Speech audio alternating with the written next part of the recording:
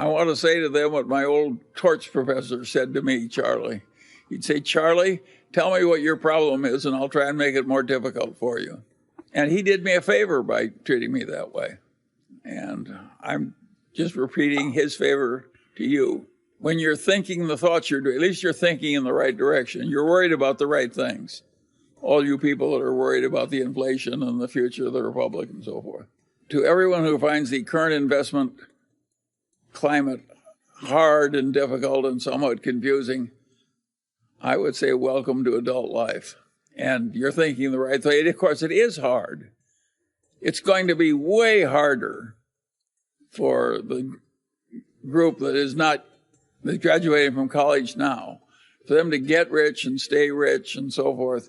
It's going to be way harder for them than it was for my generation. Think what it costs to own a house in a desirable neighborhood in a city like Los Angeles. And I think we'll probably end up with higher income taxes too, and so on. In my lifetime, 98 years, it was the ideal time to own a diversified portfolio of common stocks that updated a little by adding the new ones that came in, like the Apples and the Alphabets and so forth. And I'd say the people got maybe 10 or 11% if you did that very intelligently before inflation, and maybe 9% after, 8 or 9%. That was a marvelous return. No other generation in the history of the world ever got returns like that. And I don't think the future is going to give the guy graduating from college this year nearly that easy an investment opportunity. I think it's going to be way harder. In my whole adult life, I've never hoarded cash waiting for better conditions. I've just invested in the best thing I could find. And I don't think I'm going to change now. And the Daily Journal's used up its cash. Now, Berkshire has excess cash, quite a bit of excess cash. But it's not doing that because it thinks it knows how to time investments. It just can't find anything it can stand buying. Given the valuation and market correction in early 2020, why is Berkshire not picking up or adding any new companies to its profile? Is the management getting too conservative with M&A? Of course, kudos to the team in picking up Apple shares a couple of years back. That's paying off for sure. The reason we're not buying this, we can't buy anything at prices we're willing to pay. It's just that simple. Other people are bidding the price up. And a lot of the buying is not by people who really plan to own them. A lot of it is fee-driven buying. Private equity buys things so they can have more fees by having more things under management. Of course, it's a lot easier to buy something you use somebody else's money. We're using our own money, or at least that's the way we think of it. And you can argue that the little old Daily Journal, what a good thing it was we had 30 million extra coming in from a foreclosure boom, and that we invested it shrewdly. It gives us a lot of flexibility. The shareholders who are worried about the future because it looks complicated and difficult and they're hazard, we have a stock market which some people use like a gambling parlor. And the transactions of the people who love the gambling parlor aspect of the business and those who want to make long-term investments to take care of their old age and so forth. I mean, you muddle that in one market and it goes out of control because the stock market becomes an ideal gambling parlor activity. I don't think that ought to have been allowed either.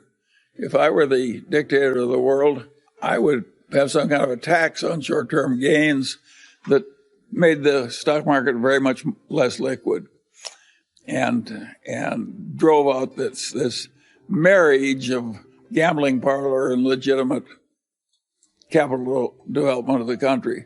When I was young, we had a stock market that was way less liquid, way fewer shares. When I was at the Harvard Law School, we seldom traded 1 million shares in a day. Now we trade billions.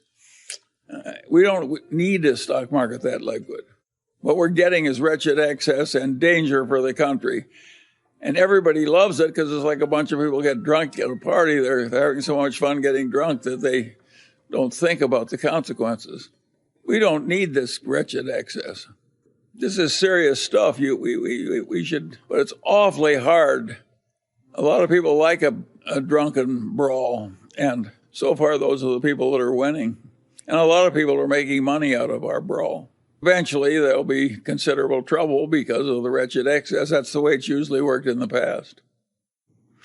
But when it's going to come and how bad it will be, I can't tell you. The Mungers have Berkshire stock, Costco stock, Chinese stocks through Lilu, a little bit of Daily Journal stock, and a bunch of apartment houses. Do I think that's perfect? No. Do I think it's okay? Yes. I think the great lesson from the Mungers is you don't need all this damn diversification. That's plenty of. You're lucky if you've got 4 good assets. I think the finance professors that sell the idea that perfect diversification is professional investment. If you're trying to do better than average, you're lucky if you have 4 things to buy. And to ask for 20 is really asking for egg in your beer. It's very few people can have enough brains to get 20 good investments. When you throw money, when you print money on the scale that modern nations are printing it, Japan, the United States, Europe, etc., we're getting into new territory in terms of size. There's never been anything quite like what we're doing now. And we do know from what's happened in other nations, if you try and print too much money, it eventually causes terrible trouble. And we are closer to terrible trouble than we've been in the past, but it may still be a long way off. I certainly hope so. Think of how seductive that is for a bunch of legislators. You get rid of the interest payments and the money supply goes up. It seems like heaven. And, of course, when things get that seductive, they're likely to be overused. It may be that you have to choose the least bad of a bunch of options. That frequently happens in human decision-making. You may wish you had a Volcker-style recession instead of what you're going to get. The troubles that come to us could be worse than what Volcker was dealing with. Think of all the Latin American countries that print too much money. They get strongmen and so forth. That's what Plato said happened in the early Greek city-state democracies. One person, one vote, a lot of equality, and you get demagogues, and the demagogues lather up the population, and pretty soon you don't have your democracy anymore. I don't think that was a crazy idea on Plato's part. I think that accurately described what happened in Greece way back then, and it's happened again and again and again in Latin America. We don't want to go there. At least I don't.